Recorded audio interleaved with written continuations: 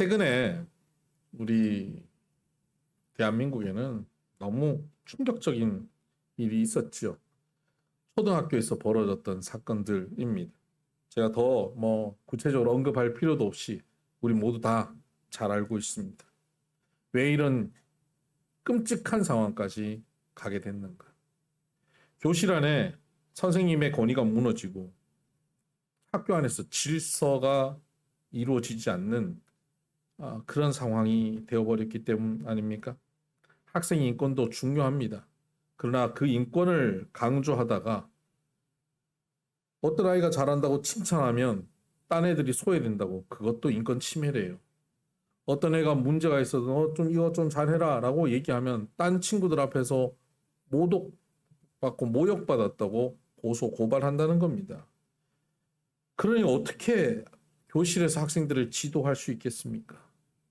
여러분, 이렇게 학생들의 인권을 마음껏 키워주니까 학생들이 행복합니까?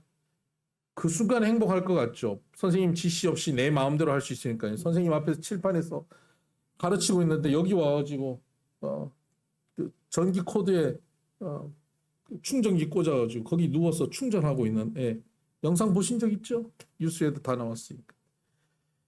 그렇게 하면 애들은 교실에서 지 마음대로 하고 지 세상이니까 얼마나 좋겠습니까? 정말 좋을까요? 모두 불행해지는 일입니다. 교실 안에 질서가 없어지면, 권위가 무너지면 모두 불행해집니다. 여러분 잘 아는 프로그램일 겁니다. 금쪽 같은 내 새끼라고 하는 TV 프로그램이 있지요. 간혹 충격적인 아이들의 모습을 그 금쪽 같은 내 새끼에서 봅니다.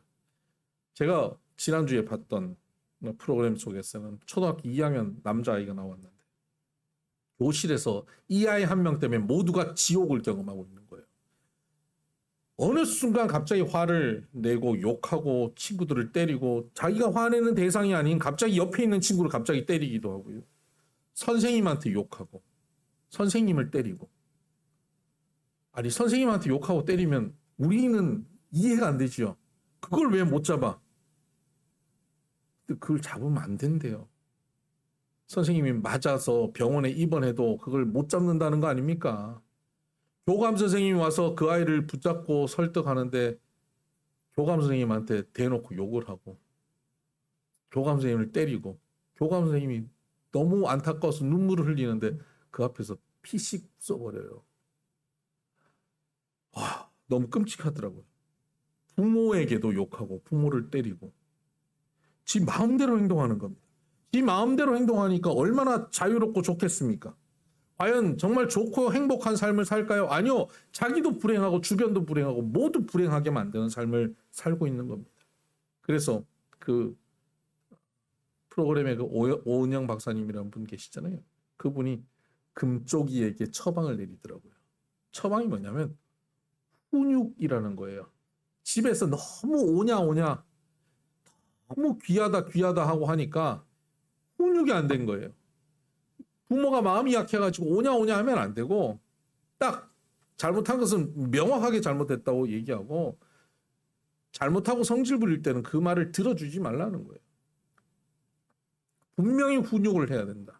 이 아이가 소리를 지르고 때를 쓸 때도 그 아이를 그 때 쓰는데 끌려가면 안 된다. 훈육하라는 거예요. 그 훈육을 시작합니다. 부모가 집에서 학교 안 보내고 그 훈육을 하더라고요. 2주 동안. 훈육을 하는데 안 하는 훈육을 하니까 부모도 얼마나 힘들겠어요. 부모도 그 훈육을 하면서 눈물을 흘려요. 막 너무 힘들어요. 그러나 그 훈육을 해나가요. 이것을 해야 이 아이를 살린다고 생각하니까요. 근데 얘가 소리 지르고 떼쓰고 욕하고 하다가 그 훈육에 얘가 점점 진정하기 시작합니다. 그리고 부모 무서운 줄 알아요. 그 말을 들어요. 그리고는 극적인 변화가 이루어지기 시작했고 학교에 가서 수업 시간에 안정적으로 수업을 하더라고요.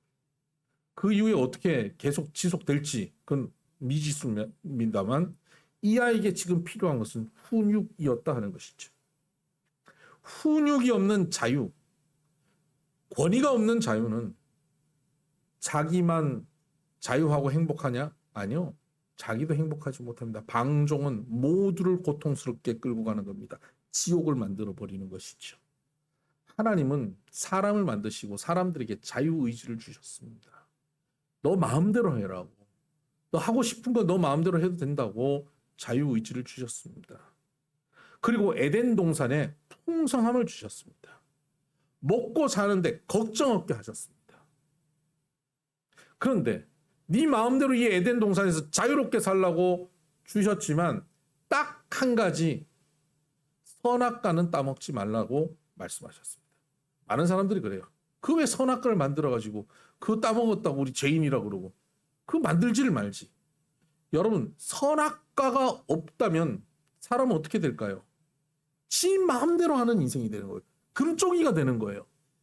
아무도 무서워하는 대상이 없는 겁니다. 선악과라고 하는 것은 유일하게 딱 한 가지를 통하여 네 마음대로 하되 이것에 주인이 있다. 이것을 창조하신 이가 있다. 너의 삶에 통치자가 있다. 하나님이 계시다 하는 것을 보여주는 최소한의 기준입니다. 이것을 따먹는 날 너희는 반드시 죽으리라 말씀하셨습니다.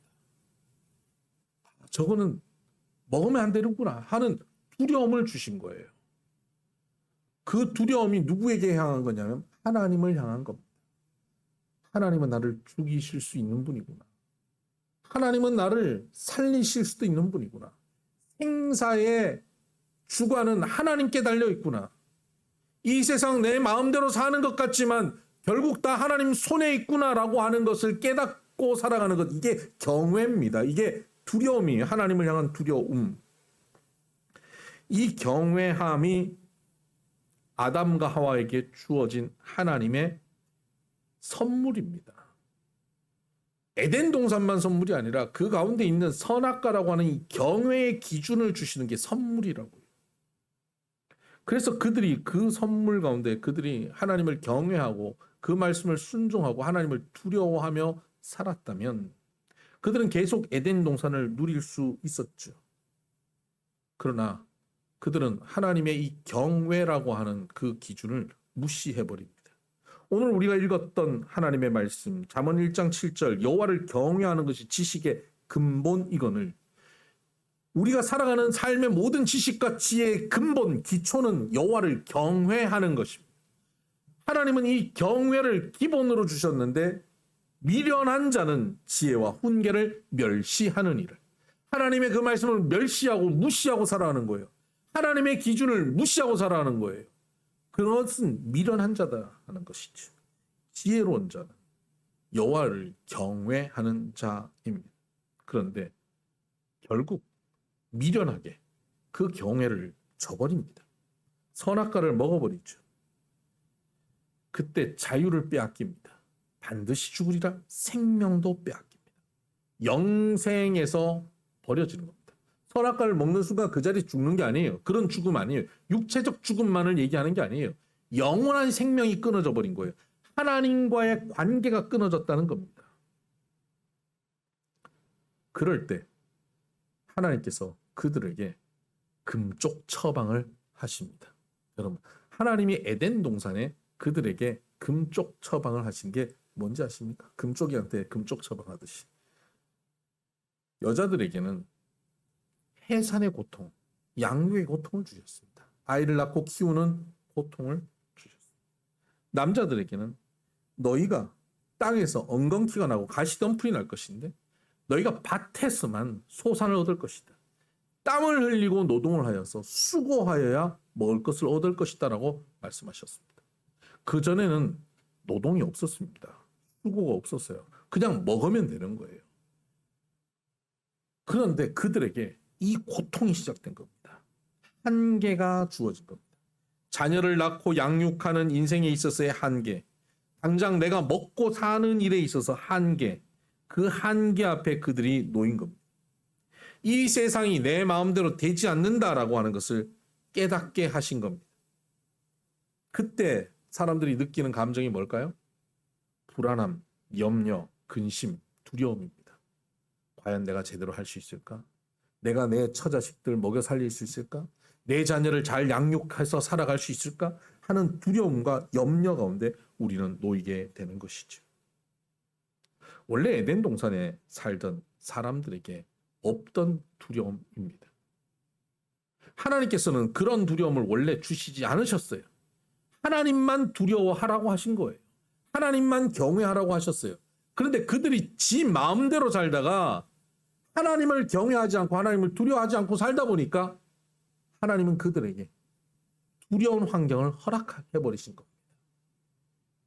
그 두려운 환경에 노출된 사람들이 어떻게 될까요? 두렵다.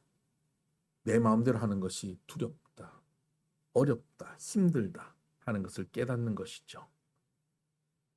여러분, 두려움을 깨닫고 한계를 깨달을 때 어떻게 되죠? 이 두려움에서 해결할 자를 찾는 겁니다. 이 두려움을 어떻게 극복할 수 있을까를 찾기 시작합니다. 세상 내 마음대로 할 줄 알고 해도 되는 줄 알고 살던 사람은 두려움 없이 살아요. 그러다가 우리도 인생을 살아가다 보면 내 마음대로 안 되는 때가 오기 시작합니다. 주로 언제 오냐면요. 결혼하고 오더라고요. 큰일 났죠. 신혼부부. 내 마음대로 막 연주하고 내 마음대로 화려하게 살 수 있을 줄 알았지. 결혼하면 그때부터 한계가 와요. 내 마음대로 안 해요. 안 돼요. 남편이, 아내가 내 마음대로 안 돼요. 근데 진짜 마음대로 안 되는 것은요. 그 인간을 꼭 닮은 저놈이 마음대로 안 돼요. 이놈들이 마음대로 안 돼요. 자녀를 낳고 키우는 게 내 마음대로 안 되는 거예요. 이 세상에 회사가, 직장이, 사업이 내 마음대로 안 되는 거예요. 시간 흘러가 보세요. 몸도 내 마음대로 안 돼요. 내 마음대로 되는 게 없는 거예요. 두려움 앞에 떨기 시작합니다. 그 두려움 앞에 떨기 시작할 때 하나님께서 우리에게 말씀하십니다. 신구약 통틀어서 하나님이 우리에게 한결같이 하시는 말씀이 있습니다. 뭡니까? 두려워 마라. 염려하지 마라. 입니다. 두려움의 환경에 던져 놓으시고 에덴 동산에서 쫓아내시고 난 다음 두려울 수밖에 없는 환경에 살고 있는데 우리에게 두려워하지 말라고 말씀하셔요. 아니 어떻게 여기서 안 두려워하고 살 수 있습니까? 여기서 두려워하지 않고 살 수 있는 길은 하나님을 두려워하며 사는 거예요. 세상을 두려워하지 않고 살 수 있는 길, 물질을 두려워하지 않고 살 수 있는 길, 내 마음대로 안 되는 상황을 두려워하지 않고 살 수 있는 길은 오직 하나님을 두려워하고 사는 것. 여기에 그 길이 있습니다. 여호와를 경외하면 두려움 없이 하나님이 주시는 참 평안을 누리고 사는 것이에요. 에덴 동산에 하나님을 경외하고 살았다면 그곳에서 참 평안과 기쁨을 누리며 살 수 있었던 것처럼 말입니다. 그러니까 하나님을 경외하면, 하나님을 두려워하면 하나님은 바로 우리에게 그 에덴을 회복시켜줍니다. 하나님 나라를 우리가 살게 되는 것이죠. 에덴이 뭡니까? 내 힘으로 먹고 사는 곳이 아니라는 겁니다. 내 능력으로 자녀를 양육하고 사는 것이 아니라는 겁니다. 이게 에덴입니다. 하나님의 도우심으로, 하나님의 함께 하심으로, 하나님의 능력으로 먹고 살고 하나님의 지혜로 자녀가 양육되어지는 삶, 그것이 에덴, 하나님의 나라입니다. 말도 안 되죠. 이런 얘기하면 꿈꾸고 있네. 세상에 그런 게 어디 있습니까? 너무 무책임하지 않습니까? 하나님만 바라보고 산다고요. 너무 무책임합니다. 말도 안 됩니다. 맞습니다. 그렇습니다. 하나님을 경외하지 않고 사는 이 세상의 논리로, 이 세상의 가치관으로 보면 이것은 말도 안 되는 일입니다. 그런 일이 있겠어? 에이, 그게 어딨어? 라고 사람들이 말합니다. 여기도 혹시 우리 성도님들 가운데도 그건 진짜 말도 안 되는 거예요. 에이, 그게 말이 돼요? 라고 하는 분들이 계시다면 참 안타까운 일입니다. 여러분, 외국인들한테 뜨거운데 시원한 게 있다고 얘기하면 그 사람들이 이해가 되겠습니까? 우리는 뜨거운데 시원한 게 있지 않습니까? 있죠? 뜨거운 온탕에 들어가는데 시원하다라고 말할 수 있고, 뜨거운 탕을 쫙 들이키면서 시원하다고 말할 수 있잖아요. 이건 해본 사람만이, 먹어본 사람만이 아는 거예요. 이걸 경험해보지 못한 사람에게는 그게 있다 그래도 몰라요. 하나님 나라, 우리에게 주어지는 이 새 에덴의 이 기쁨, 이 만족함은 말해서 몰라요. 하나님이 나의 삶을 책임져 주신다. 내 자녀도 하나님이 책임져 주신다. 내 건강도 내 물질의 상황도 책임져 주신다라고 하는 이 말이 너무 공하고 말도 안 되는 이야기처럼 들린다면 체험해보지 못해서 그렇습니다.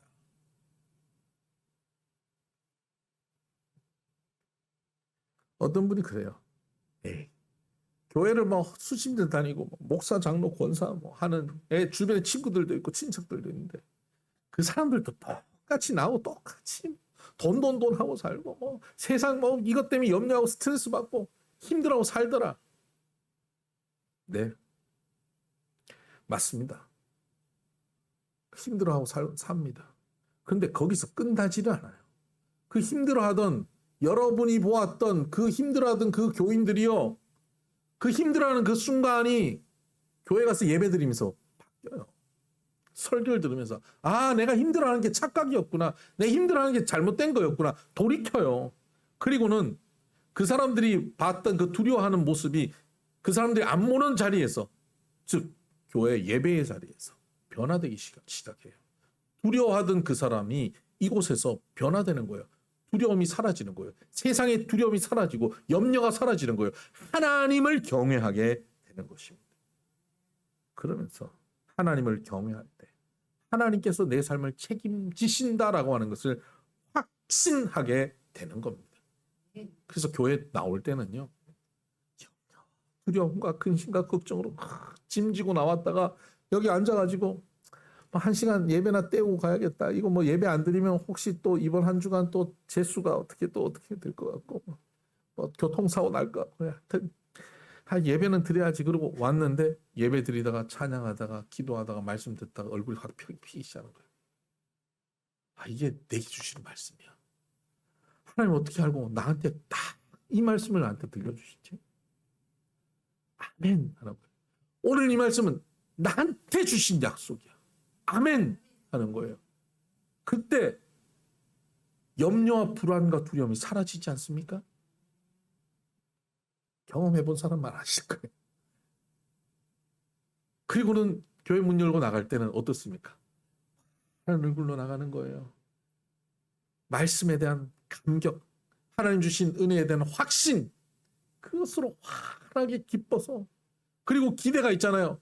오늘 메뉴는 뭘까 하는 기대. 그리고 또 한 주간 하나님께서 내 삶에 펼쳐주신 하나님의 은혜의 메뉴는 뭘까? 그 기대로 나가는 거예요. 그 감격으로. 이것이 신앙생활 하는 겁니다. 신명기 6장을 한번 펴보십시다. 신명기 6장 10절을 보면요, 하나님은 하나님을 경외하는 사람에게 회복시켜 주시는 일이 이런 겁니다. 271쪽입니다. 구약성경 신명기 6장 10절 이하입니다. 내 하나님 여호와께서 내 조상 아브라함과 이삭과 야곱을 향하여 내게 주리라 맹세하신 땅으로 너를 들어가게 하시고, 이게 에덴의 회복입니다. 이스라엘 백성들에게는 가나안 땅이고요, 우리에게는 하나님 나라. 그 땅으로 들어가게 하시고 내가 건축하지 아니한 크고 아름다운 성읍을 얻게 하시며. 도둑놈 신부 아닙니까? 건축하지 않은 성읍을 얻는데요, 이래도 됩니까? 내가 건축하지 않은 성읍을 얻어요. 이래도 돼요? 주시는데 못하겠어요. 주시는데 하나님 이러시면 안 돼요. 이 김영란법에 문제가 됩니다. 이러시면 안 돼요. 하나님은 김영란법에 적용받지 않으십니다. 그래도 싫으면 뭐 마시고. 11절 내가 채우지 아니한 아름다운 물건이 가득한 집을 얻게 하시며 아멘. 내가 파지 아니한 우물을 차지하게 하시며 내가 심지 아니한 포도원과 감람나무를 차지하게 하사 내게 배불리 먹게 하실 때에 하나님은 이렇게 주신다고요. 하나님은. 그러니까 우리가 세상의 가치관으로 보면 우리가 노력한 만큼 결과를 얻고 사는 거잖아요. 근데 그것은 에덴 동산 밖의 일입니다. 에덴 동산 안에서는 어땠습니까? 노력한 게 없어요. 그냥 먹는 거예요. 에덴 동산에 왜 나가게 됐죠? 하나님을 경외하지 않아서 나가게 된 거 아닙니까? 그래서 하나님을 만나고 하나님을 경외하면 하나님은 다시 에덴을 회복시켜 주세요. 이 땅 가운데 하나님 나라가 여기 있다 저기 있다가 아니라 이미 너희 가운데 임하였느니라. 새 에덴이 지금 너희 가운데 임하였다라고 얘기하는 거예요. 우리는 이 땅을 살고 있지만 더 이상 이 땅의 논리와 가치관으로 사는 것이 아니라 새 에덴의 가치관, 하나님 나라의 가치관으로 사는 거예요. 건축하지 아니한 아름다운 성읍을 얻고 내가 채우지 아니한 물건이 가득한 집을 얻고 파지 않은 우물을 차지하는 것, 이것이 하나님이 우리에게 주시는 은혜의 법입니다. 누구에게 주어집니까? 12절 너는 조심하여 너를 애굽 땅 종되었던 집에서 인도하여 내신 여호와를 잊지 말고 내 하나님 여호와를 경외하며 그를 섬기며 그의 이름으로 맹세할 것이니라. 하나님을 기억하고 하나님을 경외하는 사람이 이 복을 누리게 되는 것입니다. 여러분, 우리는 세상의 가치관으로 사는 게 아니,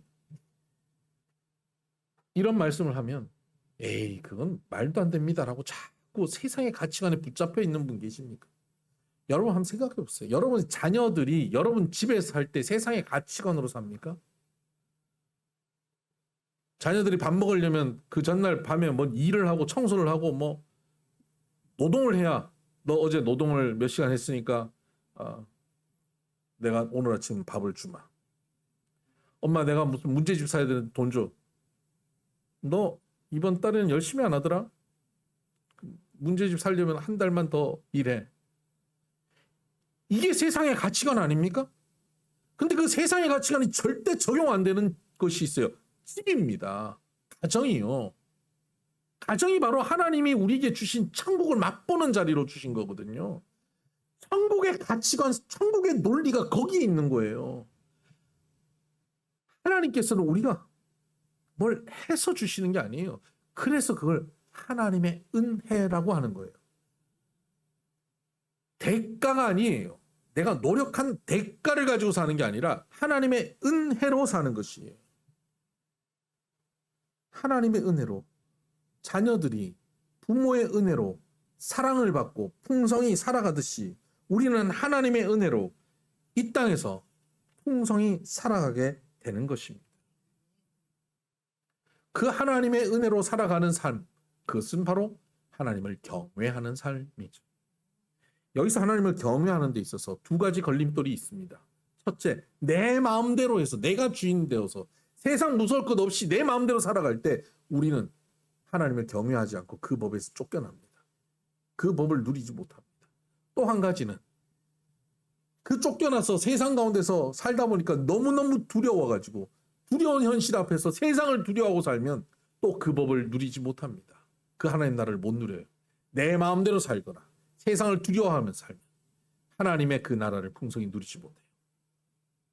그렇게 사는 사람은 열심히 살았지만 결국은 어떻게 되냐면 열심히 살고 결국은 아무것도 아니다, 헛되다 하는 인생의 결론을 내립니다. 그 전도서에 보면 헛되고 헛되고 헛되고 헛되고 해 아래 모든 것이 헛되다, 내가 하는 모든 일이 헛되다는 말씀이 전도서에 계속 반복돼서 나오지 않습니까? 그리고는 그 전도서 마지막에 전도서 12장 13절에 가면 그 결론을 이렇게 내립니다. 12장 13절. 일의 결국을 다 들었으니, 결국이 뭐죠?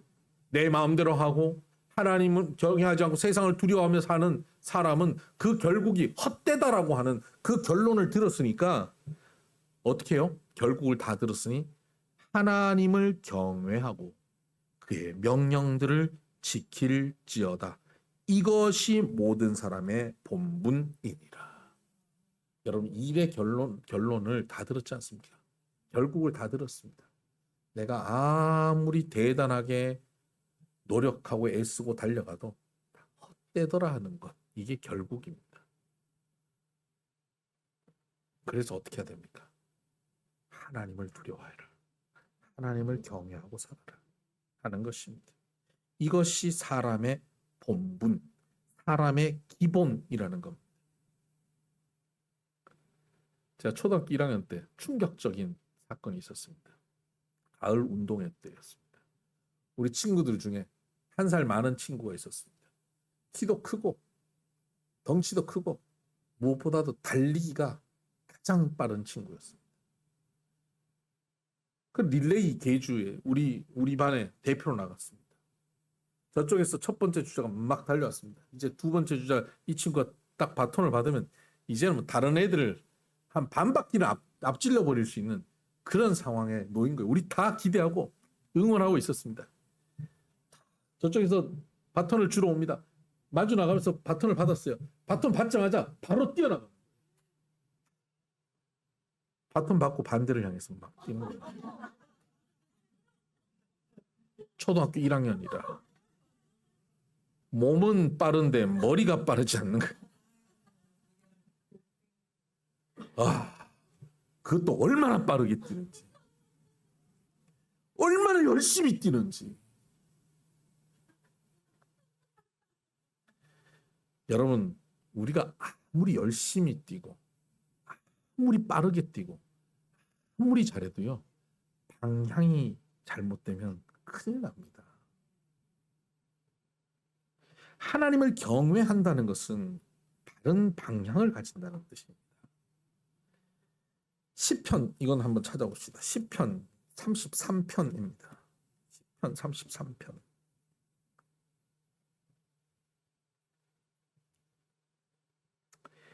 여호와는 그를 경외하는 자, 곧 그의 인자하심을 바라는 자를 살피사. 하나님을 경외하는 자는 누구냐면 하나님의 인자하심을 바라는 자입니다. 바라보는 자. 하나님을 바라보는 자. 20절을 봐도요, 우리의 영혼이 여호와를 바라며 여호와를 향해 바라는 거예요. 시편 25편으로 넘어가 봅시다. 25편 21절입니다. 내가 주를 바라오니 성실과 정직으로 나를 보호하소서. 15절을 보면 내가 내 눈이 항상 여호와를 바라보면 내 발을 그물에서 벗어나게 하실 것입니다. 여기서 바라본다라고 하는 이 단어들이 계속 나오는데, 이제 바라본다라고 하는 단어가 여러 가지 단어들이 있습니다. 하카라는 단어도 있고 바타흐라는 단어도 있고 야할이라고 하는 단어도 있고 여러 가지 단어가 있는데요. 특별히 25장 15절에 나오는 내 눈이 항상 여호와를 바라봄이라고 하는 이 단어는 제일 간단한 거예요. 향하여, 전치사입니다. 대단한 뜻이 아니에요. 이거예요. 저쪽을 향하여. 하나님을 바라본다라고 하는 것은 그저 하나님을 향하는 거예요. 하나님을 경외하는 것은 하나님을 바라보는 것이고, 하나님을 바라보는 것은 하나님을 향하여 사는 것입니다. 우리가 늘 하나님을 향하고 사는 것, 이것이 바로 하나님을 경외하는 겁니다. 어떻게 하나님을 경외하고 사는 것이죠? 한마디로 말하면 하나님을 향하여 사는 거예요. 오늘 내가 무슨 일을 해도 하나님을 향하여서 하는 거예요. 하나님을 향해 하는 것, 이것을 로마서 8장 6절에서는 이렇게 말합니다. 육신의 생각은 사망이요 영의 생각은 생명과 평안입니다. 생각이 하나님께 향해 있는 거예요. 하나님을 의식한다 이 말입니다. 초등학교 교실에서 선생님을 향해 있지 않아요. 왜 그렇습니까? 선생님을 무시하기 때문에 그렇습니다. 선생님의 권위를 인정하지 않기 때문에, 선생님이 계시든 안 계시든 상관이 없는 거예요. 여러분, 우리 어릴 때 한번 생각해 볼까요?